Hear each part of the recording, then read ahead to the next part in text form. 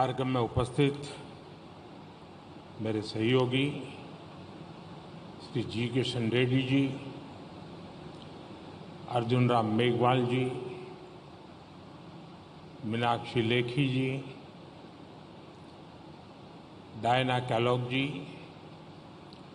दुनिया के विभिन्न देशों से आए अतिथिगण,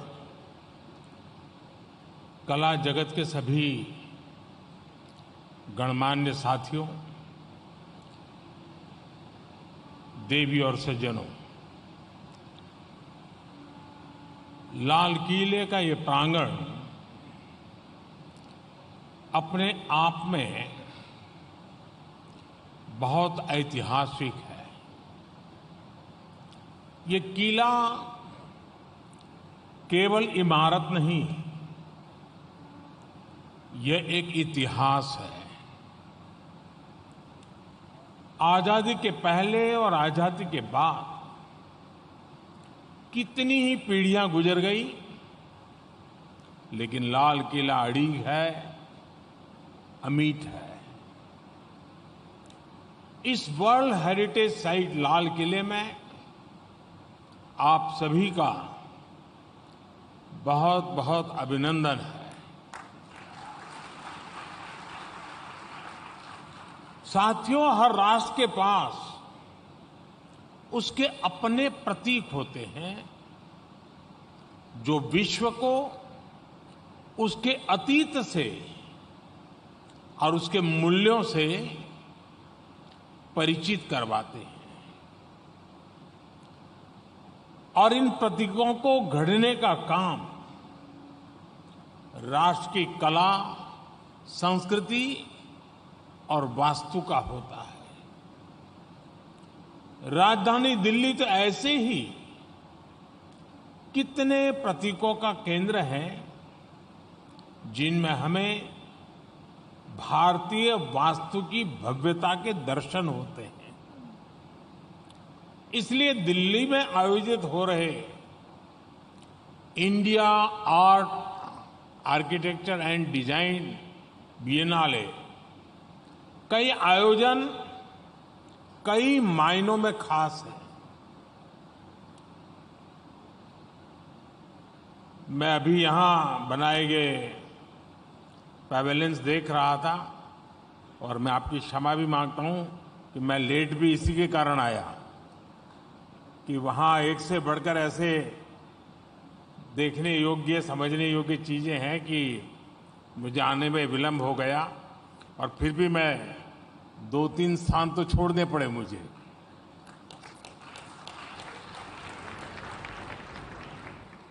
इन पैवेलियंस में कलर्स भी है, क्रिएटिविटी भी है, इसमें कल्चर भी है और कम्युनिटी कनेक्ट भी है।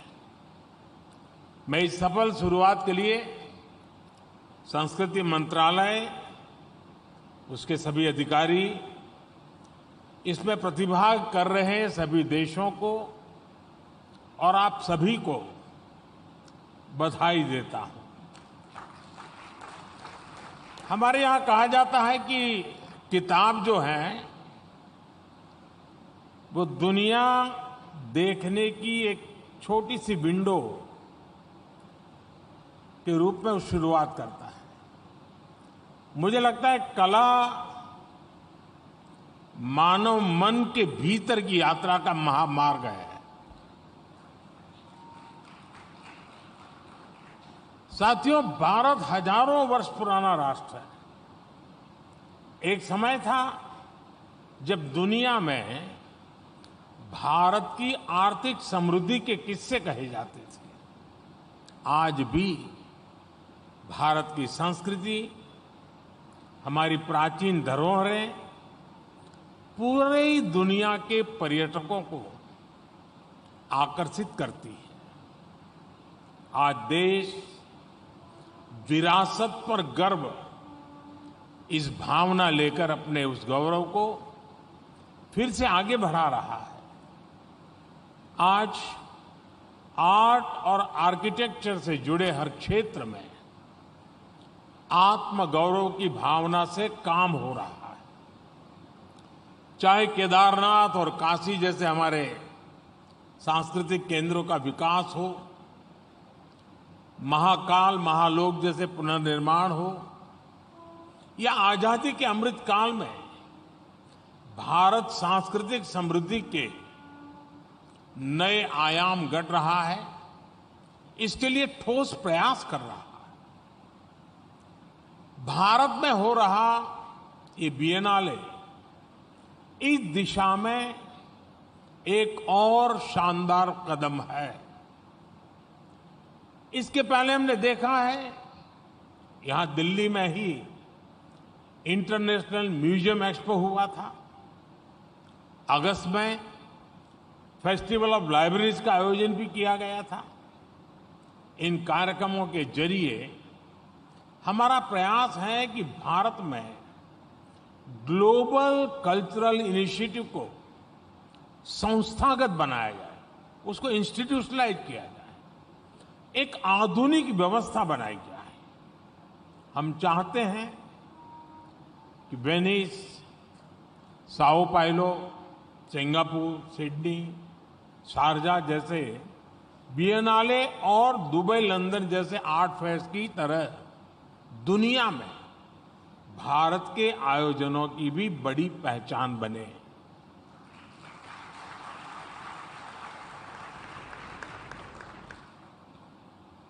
और इसकी जरूरत इसलिए भी होती है कि आज मानव जीवन पर टेक्नोलॉजी का प्रभाव इतना बढ़ता गया है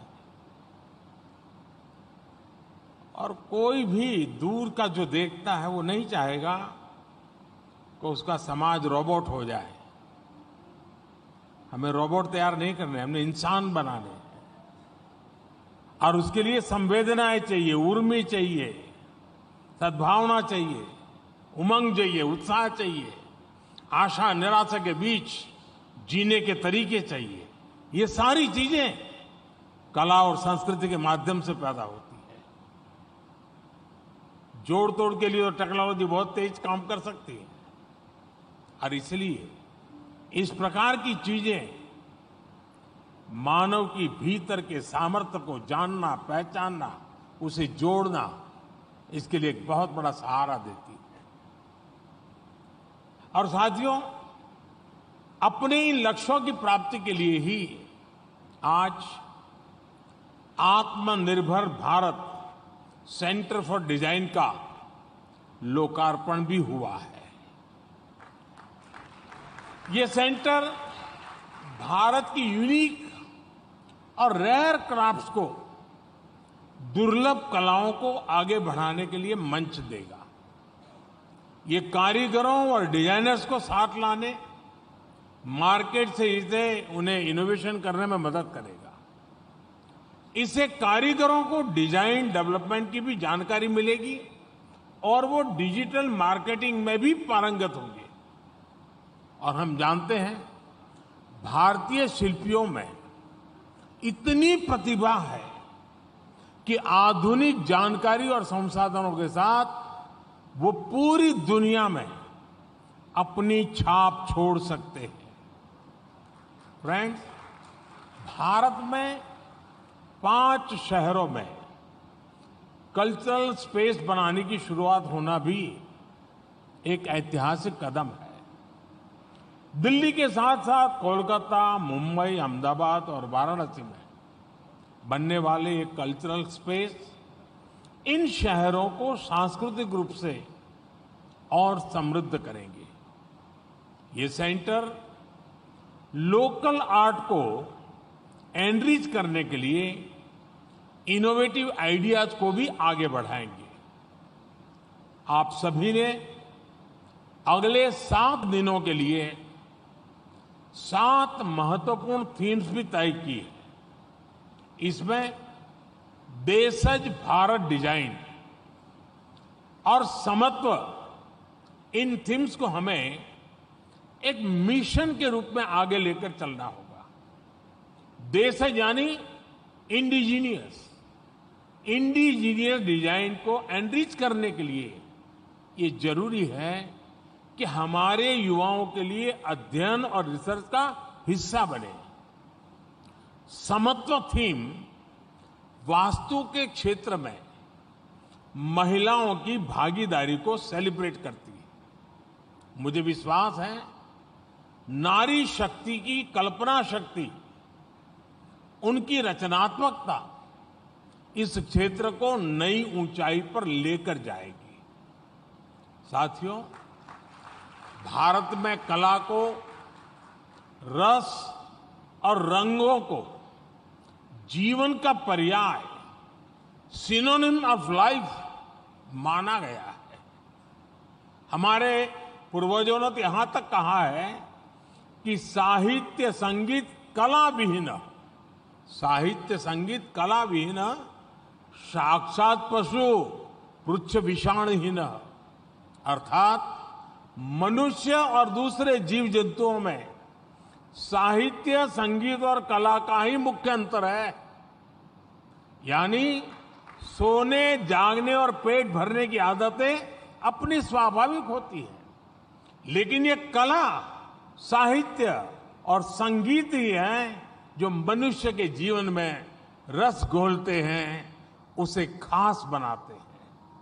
इसलिए हमारे यहां जीवन की अलग अलग जरूरतों को, अलग अलग दायित्वों को चतुशास्त्र कला, 64 आर्ट्स के उसे जोड़ा गया है। जैसे कि गीत संगीत के लिए वाद्य, नृत्य और गायन कलाएं हैं। इनमें भी वाटर वेव्स आदि पर आधारित उदक वाद्यम यानी जलवाद्य जैसी स्पेसिफिक आर्ट्स भी हैं। हमारे यहां कितनी तरह के सेंट्स या परफ्यूम बनाने के लिए गंध युक्त ही कला है। मीनाकारी और नक्काशी के लिए तक्षकर्म कला सिखाई जाती है। कढ़ाई बुनाई के सौंदर्य की बारीकियों को सिखाने के लिए सूचिवान कर्माणी कला है। हमारे यहां ये सब काम कितने परफेक्शन के साथ किए जाते थे, इसका तो अंदाजा आप भारत में बनने वाले प्राचीन वस्त्रों से लगा सकते हैं। कहा जाता था कि कपड़े का पूरा थान मलमल ऐसा बनता था कि एक अंगूठी में से उसको पार किया जा सकता था। यानी ये सामर्थ्य था। भारत में नक्काशी, मीनाकारी जैसे काम भी केवल सजावट की चीजों तक सीमित नहीं थे, बल्कि तलवारों, ढालों, भालों जैसी युद्ध की चीजों पर भी अद्भुत कलाकारी देखने को मिलती थी। इतना ही नहीं, अगर कोई, मैं तो चाहूंगा कभी इस थीम पर कोई सोचे, हमारे यहां पशुओं के आभूषण, घोड़े पर अपना डॉग रखते हैं तो उस पर बैल होते थे, गाय होते, उस पर जो आभूषण में जो विविधताएं थी, कला थी, यानी अपने आप अजूबा है। और कितना परफेक्शन था कि उस पशु को फिजिकली तकलीफ न हो, इसकी पूरी केयर करके बनाया जाता था। यानी अगर इन चीजों को समाहित करके देखें तब पता चलता है कि कितना सामर्थ्य इसमें भरा हुआ है। साथियों, ऐसी कितनी आर्ट्स हमारे देश में रही है और यही भारत का प्राचीन इतिहास रहा है। और आज भी भारत के कोने कोने में इसके निशान हमें मिलते हैं। मैं तो जिस शहर का सांसद हूं वो काशी इसका सर्वश्रेष्ठ उदाहरण है। काशी को अविनाशी कहते हैं क्योंकि काशी गंगा के साथ साथ साहित्य, संगीत और कलाओं के अमर प्रवाह की धरती है। आध्यात्मिक तौर पर कलाओं के जन्मदाता माने जाने वाले भगवान शिव को काशी ने अपने हृदय में स्थापित किया है। ये कलाएं, ये शिल्प और संस्कृति मानवीय सभ्यता के लिए ऊर्जा प्रवाह की तरह है और ऊर्जा अमर होती है, चेतना अविनाशी होती है। इसीलिए काशी भी अविनाशी है।